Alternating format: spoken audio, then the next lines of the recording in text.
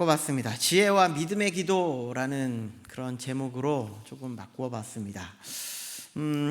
야고보서 그 앞선 이야기를 조금 정리하면서 나아갔으면 좋겠는데요. 우리가 신앙생활을 하면서 우리가 믿음을 가지면서 우리가 예수 그리스도를 믿으면서 시련이 오는 것은 합당합니다. 마땅합니다. 우리가 당연한 일입니다. 누구나 다 바르게 예수 그리스도를 믿는다고 한다면 우리들에게 시련이 오고 고난이 오고 우리가 어려움을 당하는 것은 합당하다라고 이렇게 당연한 결과임을 말씀드리고 싶습니다. 그러기 위해서 우리는 이런 당연한 결과에 이런 시련 앞에 우리는요, 이 시련이 그냥 왜 이 시련이 오지? 라고 이렇게 이야기하는 것이 아니라 이 시련을 통하여서 우리의 믿음을 점검해 보는 시간을 가져야 된다는 겁니다. 나는 잘 믿고 있는가? 안 믿고 있는가? 이것을 점검해 보는 시간이 되어야 한다는 겁니다. 그래서 내가 믿음으로 이 시련을 잘 이길 수 있도록 해야 한다는 것이죠. 오늘 박병수 목사님이 이 설교를 평가해 주는 이 플랫폼을 이렇게 저한테 보내주셨어요. 제가 이 오늘 설교를 거기 안에 두면은 오늘 설교는 몇 점입니다, 이렇게 점수가 나오더라고요. 몇 점일까요? 별로 점수가 후하지가 않습니다. 되게 짜요. 점수가 아주 짠데 설계를 이렇게 평가해 주는 것처럼 우리가 신앙생활을 하면서 우리 시련이 옵니다. 내가 이것을 잘 이길 수 있나 없나, 이것을 평가하는 겁니다. 이게 몇 점인가 이렇게 평가하는 거죠. 그리고 내가 70점을 맞았어. 그러면 우리는 조금 더 믿음으로 더 열심히 신앙생활을 해야 되겠다, 이렇게 나아가는 거죠. 또 시련이 옵니다. 또 평가하는 겁니다. 나는 이것을 가지고 얼마나 잘할 수 있는가. 이렇게 우리는 계속해서 점검을 해야 된다라고 이렇게 이야기를 하는 것이죠. 그래서 3절과 4절에 보면 이렇게 되어 있습니다. 이는 너희 믿음의 시련이 인내를, 믿음의 시련이라는 것을 자꾸 인내라는 것을 통해서 점검하라고요. 인내를 통하여서 점검하라고요. 우리에게 오는 그런 시험들을요, 계속 점검하는 겁니다. 내 믿음이 몇 점인가, 내가 지금 어느 정도의 믿음의 길을 걸어가고 있는가. 이것이 바로 뭐냐면 온전해진다라는 것이 어떤 의미를 가지고 있다고 말씀을 드렸냐면 성화의 길을 걸어가는 것이다. 그래서 우리는 믿음이라는 시련을 통해서 계속 우리가 하나님의 성화의 길을 걸어가는 그 단계가 어느 정도 내가 왔는가를 계속 점검하는 거예요. 나는 이 정도 왔어, 나는 이 정도 왔어, 나는 이 정도 했어. 이렇게 계속 점검하면서 내가 조금 더 하나님의 말씀에 더, 하나님 앞에 더욱더 순종, 하나님 앞에 더욱더 기도, 이렇게 나아가야 한다라는 것을 말씀을 드릴 수 있다라는 겁니다. 그래서 우리는 온전하다라는 것을 무엇이라고 말씀을 드렸냐면 하나님의 창조의 목적대로 우리가 쓰임을 받는 겁니다. 그래서 우리는 하나님께서 우리를 계속 사용하셔서 하나님의 창조의 목적대로 계속 쓰임을 받을 수 있을 때까지 계속 사용되어져 가는 겁니다. 인생을 살아가면서 우리가 모든 하나님이 오시는 그날까지 하나님의 창조의 목적대로 우리가 쓰임 받을 수 있는 그런 귀한 우리 성도님들 될 수 있기를 바랍니다. 우리가 고엘이라는 것을 이야기를 했는데요, 이 고엘이 룻기서를 보면서 고엘 얘기를 했는데 고엘은 회복하는 겁니다. 회복하는 거. 우리가 어려움이 있는 가정에 회복하는 거예요. 재산의 회복을 가져다는, 땅의 회복을 가져다 주는 것이다, 이렇게 말씀을 드렸어요. 근데 물론 예수 그리스도를 통하여서 우리가 구원이라는 그런 은혜를 받았습니다. 이 고엘을 통하여서 재산이나 땅이나 가정이나 가문이나 모든 것이 회복되는 것처럼 우리가 예수 그리스도를 통하여서 죄 가운데 깨어졌던 것이 우리는 회복되었는데 거기에서 그치면 안 된다는 거예요. 우리는 계속해서 그 회복된 우리의 모든 가정을, 땅을, 우리의 모든 가문을, 재산을, 이 모든 것을 더 하나님의 뜻에 맞게끔 회복시켜 줘 나간다라는 겁니다.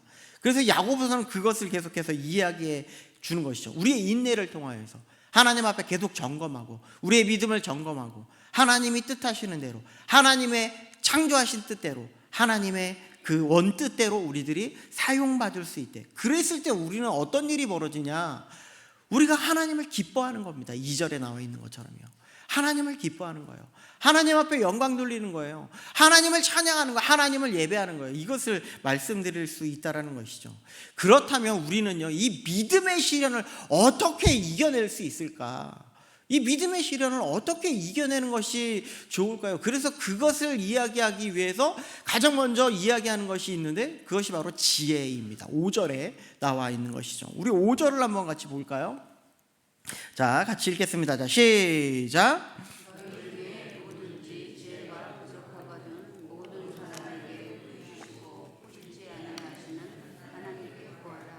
그리하면 주시리라. 초반절에 뭐라고 되어 있냐면요, 너희 중에, 우리 중에, 우리가 고난의 시련을 다 이렇게 온전하여 지는데, 근데 우리 중에, 너희 중에 누구든지 지혜가 부족하거든, 이렇게 이야기를 하고 있거든요. 우리가 지혜가 부족하거든. 그러니까 앞선 이야기를 하면, 우리가 믿음의 시련이 오고, 여러 가지 우리에게 고난이 오고, 우리에게 고통이 올 때, 어려움을 당할 때에 이것이 이겨나가기가 너무나 힘들어. 우리 연약하잖아요. 기도하실 때도 얘기했지만, 우리는 믿음으로 산다 그렇게 노력을 하고 있지만, 그렇게 이야기를 하고 있지만, 우리가 넘어지잖아요. 쓰러지잖아요. 연약하잖아요. 그래서 이것을 그러면 우리는 어떻게 이겨나갈 수 있을까? 어떤 지혜를 가지고 우리는 이겨나갈 수 있을까? 이것을 한번 생각해 보자는 거예요. 그래서 지혜란 무엇인가 하면요, 첫 번째로 무엇이라고 얘기하냐면, 영적인 눈으로 무엇을 보는가, 이것입니다. 영적인 눈으로 무엇을 보는가. 그래서 칼빈은 뭐라고 이야기를 하고 있냐면, 참된 지혜는 하나님을 아는 지식과 하나님을 아는 지식에서 나타난다. 하나님의 뜻이 무엇인지 아는 것에서부터 시작된다. 우리가 하나님을 아는 것, 지식이요, 우리가 하나님을 아는 것은요, 이것을 통해서 우리가 하나님의 뜻을 알아가고, 하나님이 무엇을 원하는지, 우리가 어떤 길을 걸어가게 하고자 하시는지를 이 하나님을 아는 지식을 통해서 우리에게 말씀해 주시고자 한다. 그래서 이것을 뭐라고 표현하고 있냐면요, 하나님을 인식하는 영적 시각이다, 이렇게 말하는 거예요. 하나님을 인식하는 영적 시각. 우리의 눈으로 하나님을 볼 수 있는 게 아니에요.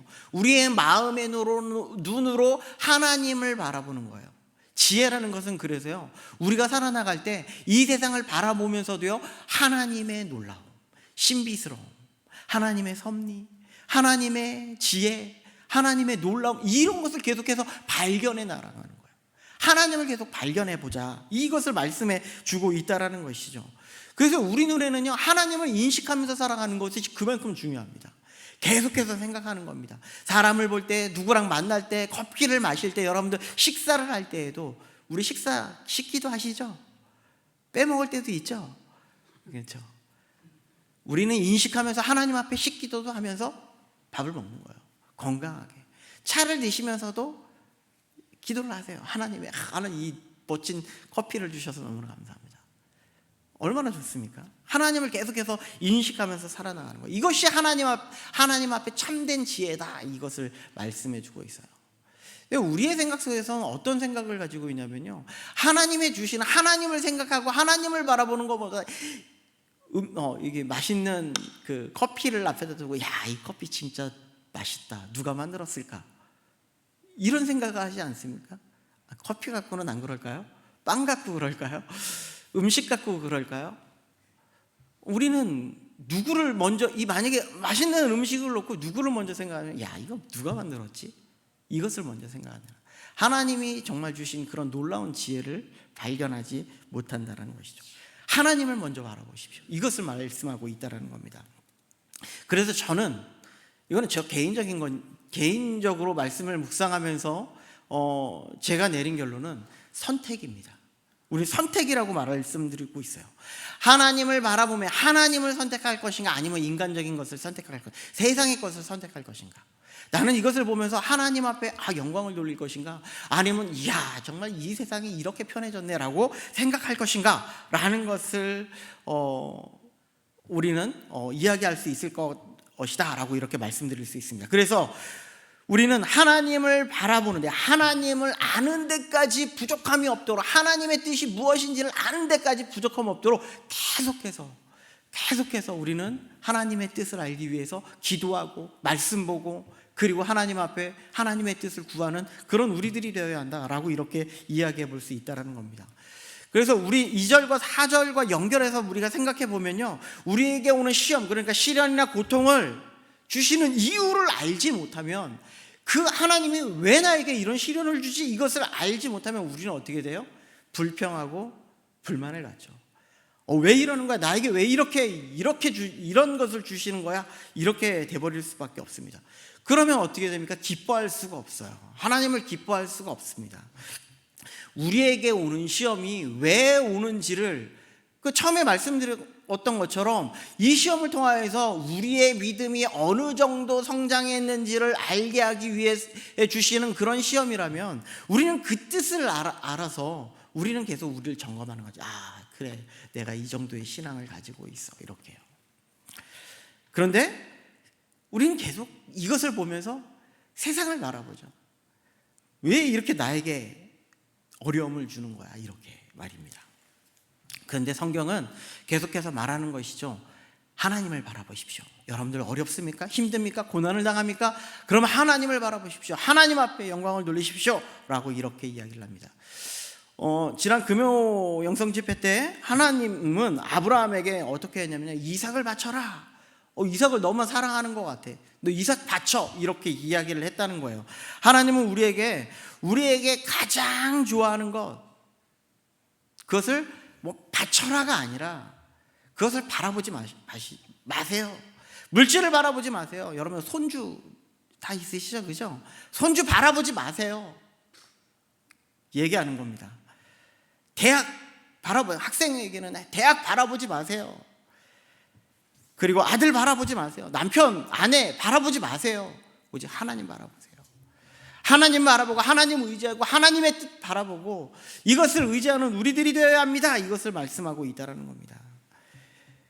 우리는 이렇게 하나님을 바라봐야 되는데 자꾸 우리 눈에는 누가 보여요? 우리 자녀 보이죠? 계속 갈등하는 겁니다. 우리는 계속 싸우는 겁니다. 하나님을 바라보는 그런 애씀을 우리가 계속 바라보는 거, 이것을 갈등하는 거예요. 이 갈등 속에서 우리는 이것을 통하여서 무엇을 계속해서 우리 가운데에 드러나냐면, 하나님이 주시는 인내를 계속해서 우리 생산해내는 거예요. 하나님이 주신, 하나님을 바라보고자. 그래, 하나님을 바라봐야지. 자식 바라보면요, 쥐어받고 싶고 아주 그냥 미칠 듯이 그렇긴 하지만 계속 바라보는 겁니다.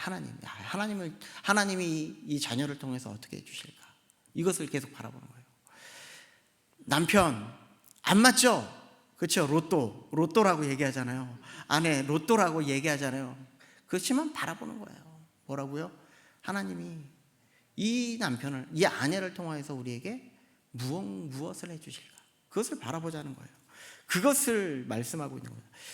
야고보는 이것을 바라보면서 무엇을 말하느냐, 지혜를 이야기하는 겁니다. 이것이 하나님께서 주시는 지혜이다. 하나님을 바라볼 수 있게 있는 것이 바로 지혜이다. 자녀를 통해서, 아내를 통해서, 그리고 여러분 손주를 통해서, 여러분 주변 이웃을 통해서 하나님을 바라보게 하는 거예요. 하나님이 어떻게 해주실까, 그것을요. 그러니 우리는요, 지혜의 근본이신 하나님이 반드시 필요하다는 거예요.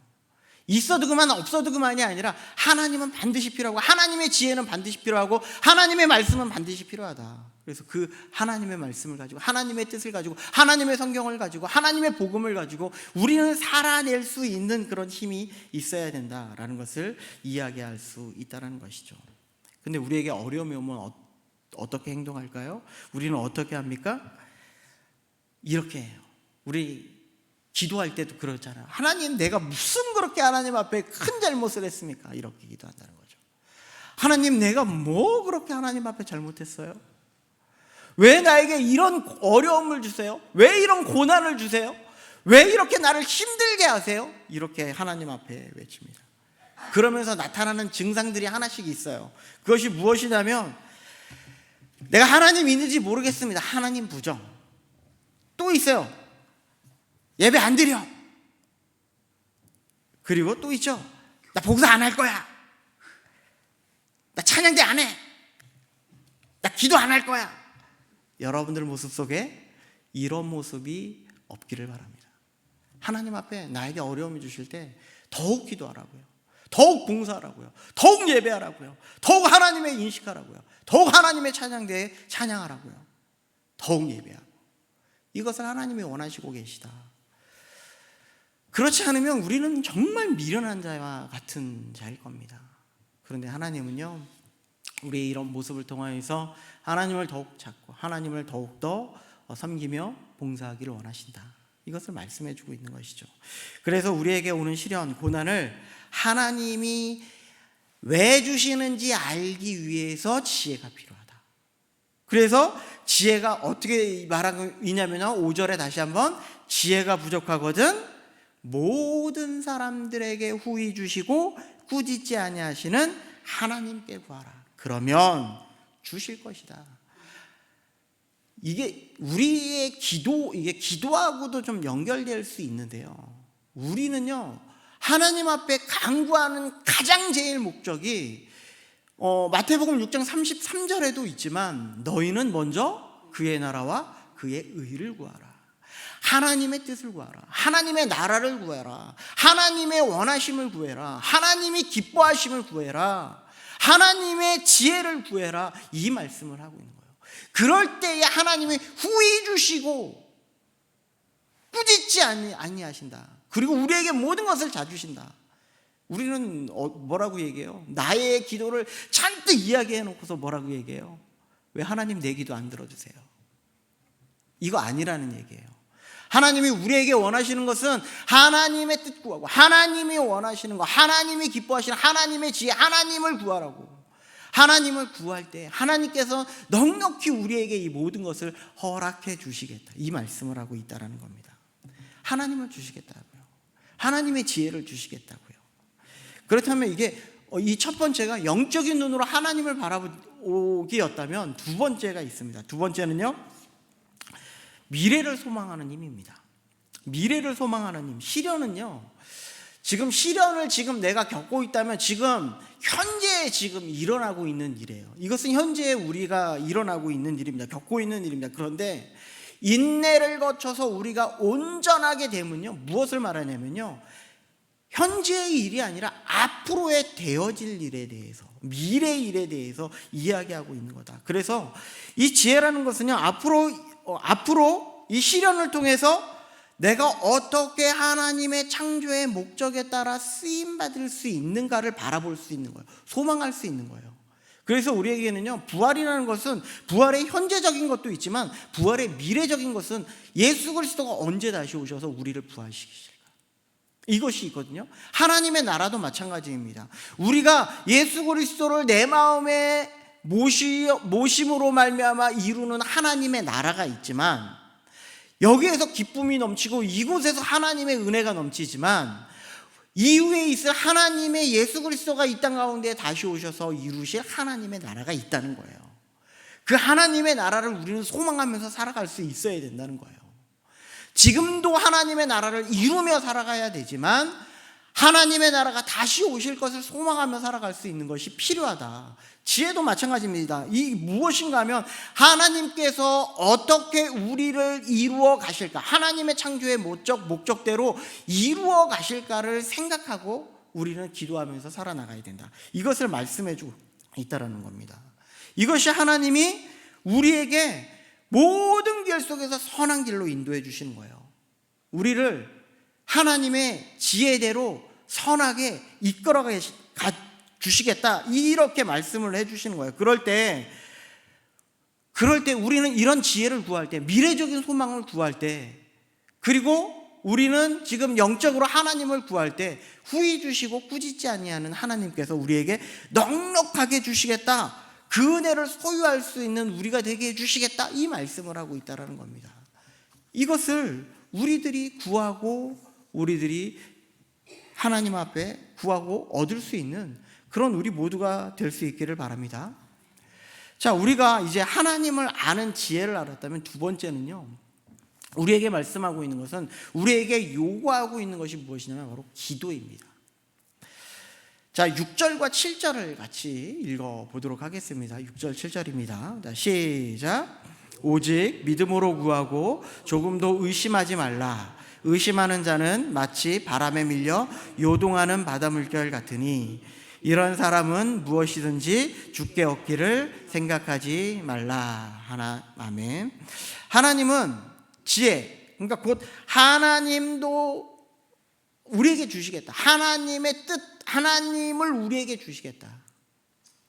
그러면 주실 것이다 라고 이렇게 하시면서, 그런데 이런 기도를 할 때 믿음으로 구하고 조금 더 의심하지 말래요. 우리에게 하나님이 모든 것을 주시게, 하나님 자신도 주시겠고 하나님의 뜻도 주시겠고 하나님의 말씀도 주시겠고 미래적으로 우리가 어떻게 회복할 것이라는 온전함도 우리에게 주시겠고 다 주실 것인데, 이런 다 주심 속에 우리는 믿음으로 구하고 의심하지 말래요. 그러니까 지금 야고보서는요, 믿음과 의심을 반대적인 표현으로 지금 사용하고 있는 거예요. 믿음으로 구하십시오 이렇게 이야기를 하고 있는데, 또 한편으로는 다른 학자는요, 이것을 같은 것의 이중적인 표현이다 라고 이렇게 말합니다. 그래서 우리는 이것을 알기 위해서 의심이라는 단어가 무엇인지 한번 살펴볼 필요가 있는데요, 의심이라는 단어는 헬라어로요, 디아크리노라는 그런 단어입니다. 이것을 판단하다, 구별하다 라고 이렇게 표현을 해요. 우리말로는 의심이라고 되어 있는데, 사실 의심하면 조금 부정적인 것처럼 부정적이죠. 되게 부정적이죠. 제가 여러분들을 의심하고 있습니다. 그러면 여러분들은 저를 의심의 눈초리로 쳐다보겠죠. 의심하다라는 것은 부정적인 모습이에요. 자, 그런데 마태복음 16장 3절 말씀에 보니까 이렇게 되어 있습니다. 같이 읽어보도록 하겠습니다. 자, 시작. 아침에 하늘이 붉고 흐리면 오늘은 날이 굳겠다 하나니 너희가 날씨는 분별할 줄을 알면서 시대의 표적은 분별할 수 없느냐. 여기에서요, 분별이라는 표현이요, 이 똑같은 단어를 사용하고요. 디아크리노, 어려워서 발음이요. 네. 이렇게 사용하고 있어요. 의심이라는 단어를 여기에서 이렇게 표현하고 있다라는 거예요. 여러분들 오늘 날씨가 좋았습니까? 날씨 너무 좋았죠. 그런데 오늘 같은 날 우산을 들고 다니는 사람이 있다면 그 사람은 지혜롭지 못한 사람이죠. 분별할 줄 모르는 사람이에요. 여기서 제가 지혜롭지 못하다라고 이렇게 표현하잖아요. 분별하지 못한다라고 이렇게 이야기를 하잖아요. 이런 의미인 거예요. 우리는 이 세상의 이치를 보면서도 비가 올지 안 올지를 우리를 판단하고 분별하여서 우리는 구별되게 이 모든 것을 행할 수 있는 행동을 할 수 있다라는 것을 이야기를 합니다. 이것이 바로 의심이라는 표현과 같은 단어입니다. 그래서 우리는 어느 것이 더 좋은지 나쁜지를 구별할 줄 알아야 된다라는 것이죠. 하나님이 주시는 이 고난이 있잖아요. 하나님이 주시는 고난을 우리는 분별할 줄 알아야 된다. 하나님이 나를 이것을 어렵게 하기 위해서 주신다 라고 생각을 한다거나, 아니면 우리가 하나님이 나를 이것을 통하여서 무엇을 해주실까를 생각할 줄 알아야 된다는 거예요. 이것이 의심하지 말라는 거예요. 우리에게 이 믿음의 시련을 통하여서 무엇을 우리에게 주시고자 하실까를 좀 분별할 줄 알아야 된다라는 것을 말씀해주고 있다는 거예요. 우리가 이것을 분별할 줄 알면 후히 주시고 모든 사람에게 후히 주시고 꾸짖지 아니하는 하나님께서는 모든 것을 주시겠다, 이 말씀을 하고 있는 거예요. 하나님께서 우리에게 지혜를 구하는 자에게 모든 것을 하나님이 주시겠다, 이 모든 것을 의심하지 말라, 이 말씀하고 있는 거거든요. 그래서 이것을 통해서 우리는 고난을 이길 힘을 주시겠다. 여러분들 믿음으로 구하십시오. 이것은 여러분 하나님께서 지혜를 통하여서, 하나님이 주시는 지혜를 통하여서 우리에게 오는 어려움을 하나님께서 넉넉하게 이길 수 있게 해주시겠다. 우리는 하나님께서 복음으로 살아가라고 할 때요, 이 세상을 살아가면서 복음으로 살아나갈 때 우리는 이 세상을 이긴다라고 이렇게 이야기를 해요. 요한복음에 보면 우리가 어떻게 이 세상을 이길 수 있습니까? 예수 그리스도가 이길 수 있기 때문에 우리들도 넉넉하게 이기는 거예요. 하나님이 주시는 뜻은 이와 마찬가지입니다. 우리는 이 세상에 휘둘리며 살아가라는 얘기가 아니에요. 우리는 이 하나님께서 이 세상과 맞서서 복음으로 살아내는 능력으로 말미암아 우리는 이 세상을 넉넉히 이기면서 살아가는 그런 자들이 되어야 한다. 이렇게 말씀하고 있다는 겁니다. 이렇게 의심하는 것을 우리는 뭐라고 이야기하고 있냐면 6절 후반절을 한번 볼게요. 6절 후반절 7절까지 보면 야고보서 1장 성경책 한번 보시기 바랍니다. 뭐라고 되어 있냐면요, 의심하는 자는 마치 바람에 밀려 요동하는 바다 물결 같으니. 7절 같이 읽을게요. 시작. 이런 사람은 무엇이든지 주께 얻기를 생각하지 말라. 아멘. 우리는 뭐라고 했냐면 바람에 밀려 요동하는 바다 물결 같대요. 왔다 갔다 한다는 거예요. 직장 생활을 하고 가정에서 집안을 돌보고 우리가 이 세상 생활을 할 때는요, 하나님은 전혀 생각하지 않아요. 또 교회 와서는 하나님 생각해요. 또 밖에 나가서는 또 하나님 전혀 안 생각해요. 이게 바람에 요동하는 자와 같다라는 거예요. 하나님을 생각했다, 하나님 안 생각했다, 믿음에 흔들리는 거예요. 그런데 우리는요, 이 세상을 교회에 와서도 하나님을 생각하고 하나님을 찬양하고 하나님을 높이고, 이 세상에 있으면서도 뭐 집에 가면 자식 걱정, 뭐 물질 걱정, 남편 걱정, 아내 걱정, 이게 아니라 이 아내를 보면서, 남편을 보면서, 모든 것을 보면서 기도하는 겁니다. 하나님, 이 자녀를 주심 너무나 감사합니다. 이렇게 기도할 수 있어요. 기도하는 거라고. 이렇게 기도할 때 하나님께서 넉넉하게 주신다고요. 모든 것을 다 후히 주시고 넘치도록 주시는 거예요. 예수님의 기도를 한번 생각해 볼게요. 마태복음 26장 39절에 보니까 예수님은 이렇게 기도합니다. 같이 읽겠습니다. 자, 시작. 조금 나아가사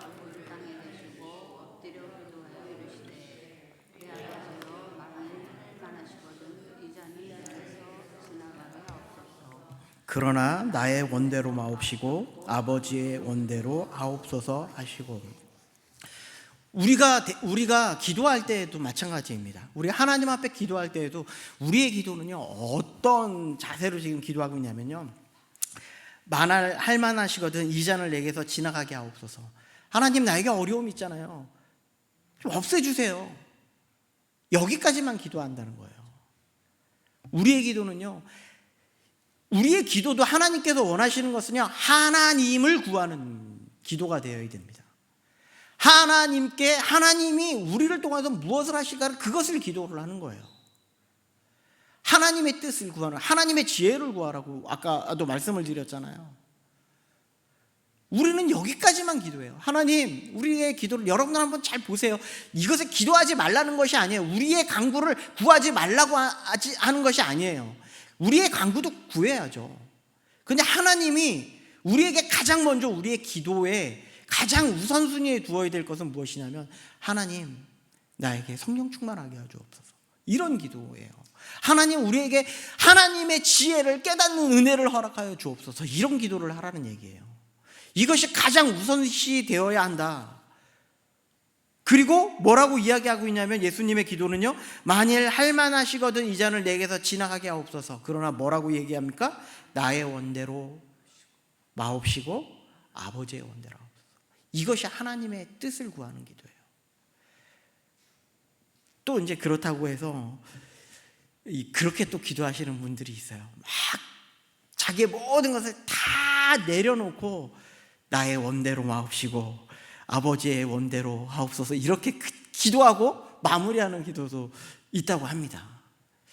하나님께서 원하시는 것은요, 우리에게 원하시는 건 하나님의 기뻐하시는 뜻을 위해서 먼저 기도하고, 그리고 나의 뜻을 간구하는 거예요. 이것은 무엇인가 하면 전인적인 하나님의 전적인 신뢰를 의미하는 기도를 해라. 하나님, 나를 통하여서 하나님이 원하시는 뜻을 행할 수 있게 하여 주옵소서. 하나님의 지혜를 주시옵소서.